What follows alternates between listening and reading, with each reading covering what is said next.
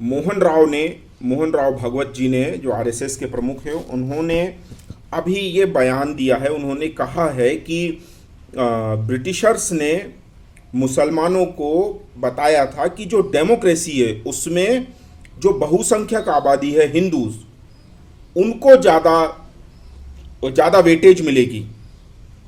उन्होंने ये कहा कि मुसलमानों को ये बताया गया था, उनमें भ्रम फैलाया गया था कि जो बहुसंख्यक हिंदू हैं उनको, वो क्योंकि वोट करेंगे, ज़्यादा वोट हैं, तो आपको इसमें प्रॉब्लम आएगी। और इस बेसिस पे अगर हम देखें तो आगे जाकर जो भारत और पाकिस्तान का डिवाइड होता है, भारत का विभाजन होता है, पाकिस्तान के रूप में जो एक देश हमें मिलता है, जो आज इस्लामिक स्टेट ऑफ पाकिस्तान है, यानी इस्लाम के फॉलोअर्स के लिए वो देश है, तो वो उसकी एक ये वजह हो सकती है। मैं इस बयान से उनके सहमत हूँ। हाँ, ये हो सकता है डेमोक्रेसी के नाम पे ब्रिटिशर्स ने मिसगाइड किया होगा, ये इस बात से मैं सहमत हूँ।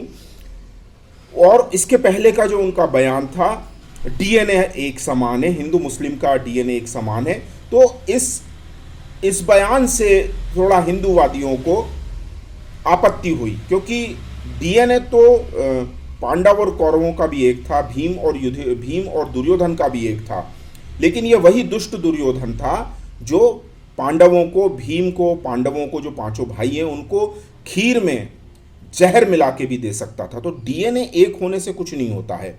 डीएनए एक दो दुश्मनों का भी हो सकता है और दो भाइयों का भी एक हो सकता है। प्रश्न डीएनए का नहीं आता है, प्रश्न ये आता है कि आपकी विचारधारा क्या है। जो आरएसएस भी कहती है कि भारत, और हमारे सावरकर जी भी कहते हैं कि भारत जिसकी कर्मभूमि भी है और पुण्य भूमि भी है, वो भारत उनका देश है।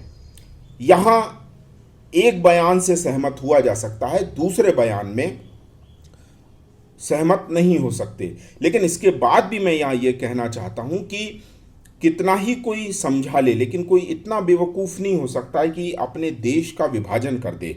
और ब्रिटिशर्स के पहले भी मुगलों का, इस्लामिस्टों का एक अलग काला अध्याय रहा है, इससे किसी को इनकार नहीं, कोई भी इनकार नहीं कर सकता।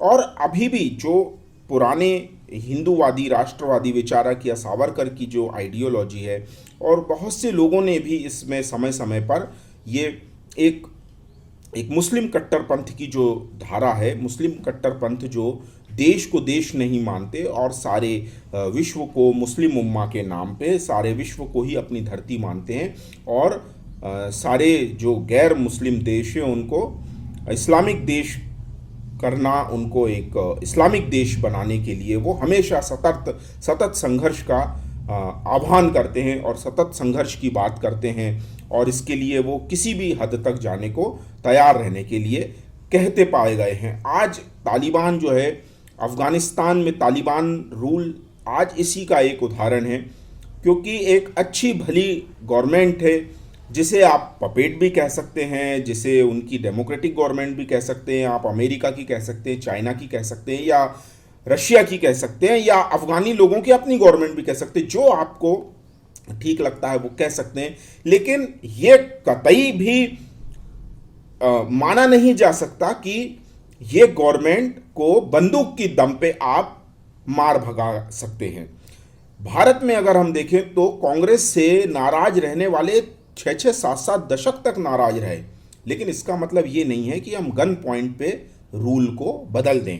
सत्ता परिवर्तन जो होता है वो बैलेट के थ्रू ही ज़्यादा अच्छा माना जाता है, बजाय बुलेट के। रक्त रंजित इतिहास ठीक नहीं होता है। और आज जो अफगानिस्तान में हुआ है, जो बंदूकों की दम पे तालिबानी रूल हुआ है, उसके लिए सीधे सीधे अगर कहीं दोषी है कोई तो अमेरिका है।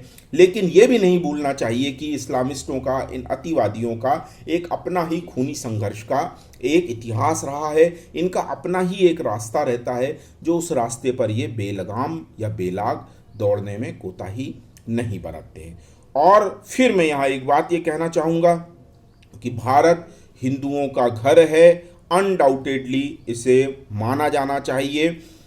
अगर भारतवंशी हिंदू भारत के बाहर दुनिया में किसी भी कोने में कभी से भी रह रहा हो, वो कितनी भी पीढ़ी से रह रहा हो, अगर भारतवंशी है और वो हिंदू है तो स्वाभाविक तौर पर वो भारत का नागरिक है, होना चाहिए, और हम इसकी मांग भी करते हैं। और दोस्तों, मेरे विचार अगर आपको ठीक लगते हैं तो यही मेरा नंबर है 9200114611। इस पर आप मुझे सपोर्ट कर सकते हैं। बैंक डिटेल मैंने यूट्यूब पर डिटेल दे दी है, और मैं अपने वीडियो इंस्टाग्राम पे भी डाल देता हूँ, और ट्विटर पर @हरणे/नारायण पे मैं उपलब्ध हूँ।